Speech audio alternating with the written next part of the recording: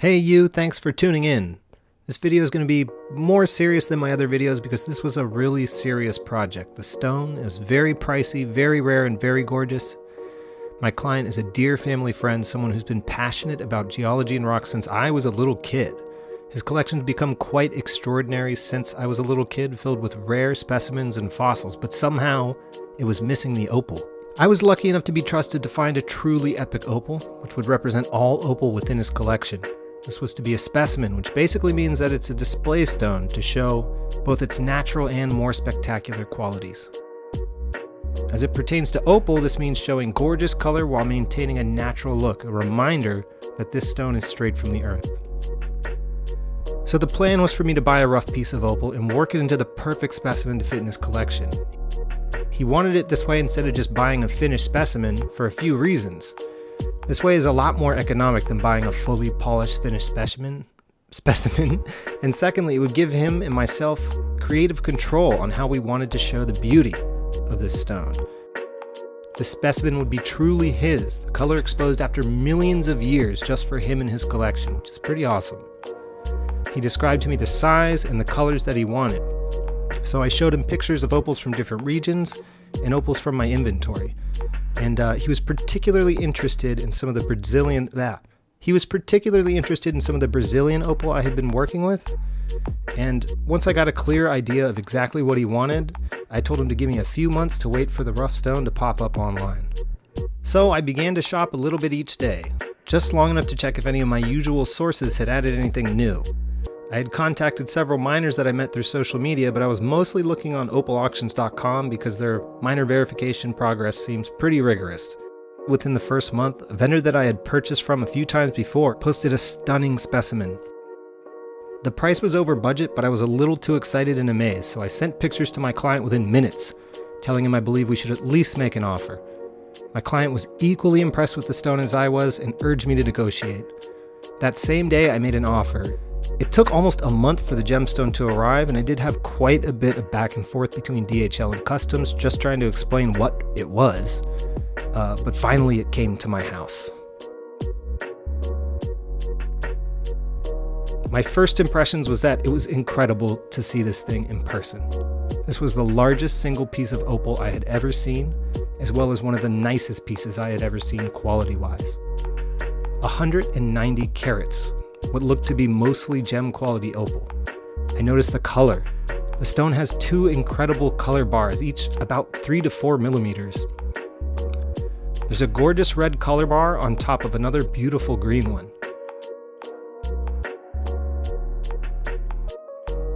The pattern looked like wild fireworks, and it was spread very consistently across the face of the stone, under a very thin layer of potch. I loved the ripples. They made the whole stone look like it was made of a liquid that just kind of dropped into a puddle. The stone was pretty much free of any matrix, so I had to keep the ripples.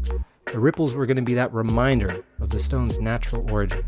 So I made a quick video for my client, displaying every angle of the stone in 4K glory. I started detailing my plans of what I wanted to do with the stone. The plan was essentially to rub out and polish the center section, leaving the rest virtually untouched, aside from a little cleaning. The client said okay, so I began my work. I was pretty nervous about cutting into the stone. My plan was to reveal the color as slowly and carefully as possible. The goal is always to cut as close to the color as possible without wasting any. Considering the quality and cost, I felt a lot of pressure to preserve every bit of color that I could. I grinded for hours and it seemed like nothing was happening.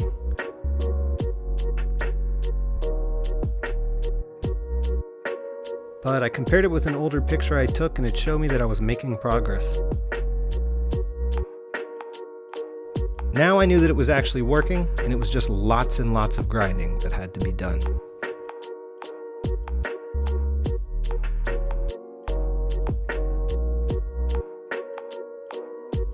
I would dry the stone periodically to get a better look at where the potch was still covering the color. And finally, I felt confident enough to start smoothing and polishing, starting with a 600 grit Nova point. Each step polishing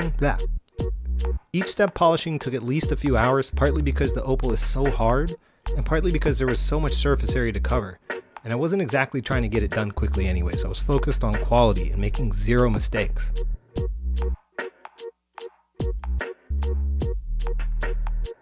I continued along with my standard method from 600 to a 1200 grit. At first I used a Nova point and worked on all the rounded edges and small dips in the uneven surface.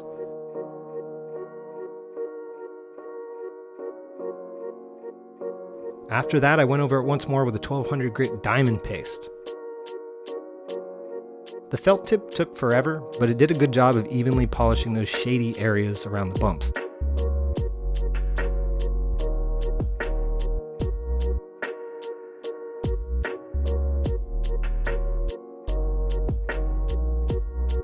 I continued onwards with the felt tip to a 2000 grit diamond paste. I wanted to stick with the felt tip, but I still needed to reach those small crevices without disturbing the areas of the stone that were not supposed to be polished. So I grabbed a pencil sharpener and I tried this.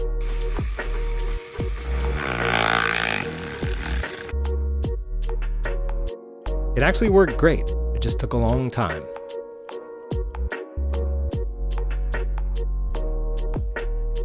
Finally, it was time for cerium oxide. This is the final polish. I divided it up into hour-long sessions which actually spanned over 2 days, and I filled up the time in between with other work to keep my mind fresh and focused.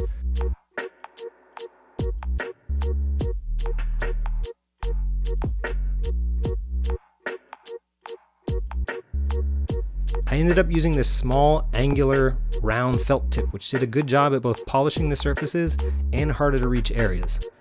They would become firm and compact over time, causing way more vibration than I was comfortable with, so I ended up using a few of them.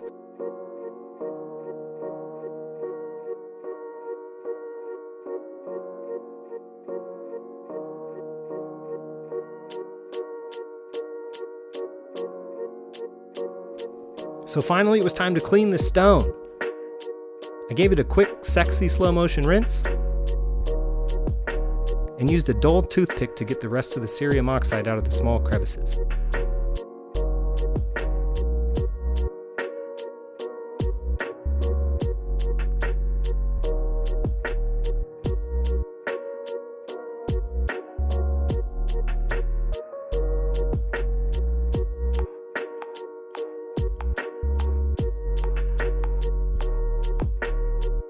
And just like that, the stone was finished.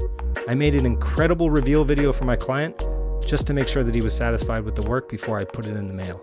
Now, I did put Barry White in this video and I stand by my decision, but I can't play that for you guys, because it's copywritten. So enjoy this song I made, and this is the exact same video that I sent my client when I was finished.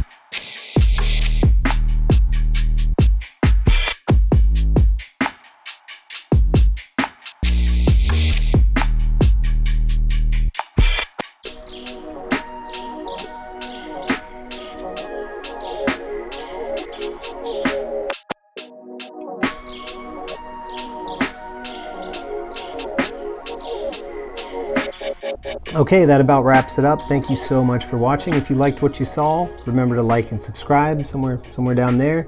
And go ahead and follow my Instagram too if you want to keep up to date with my projects and see how I'm doing, or reach out or something like that. It's at Daisy Opals, and you should see a link at the next title screen.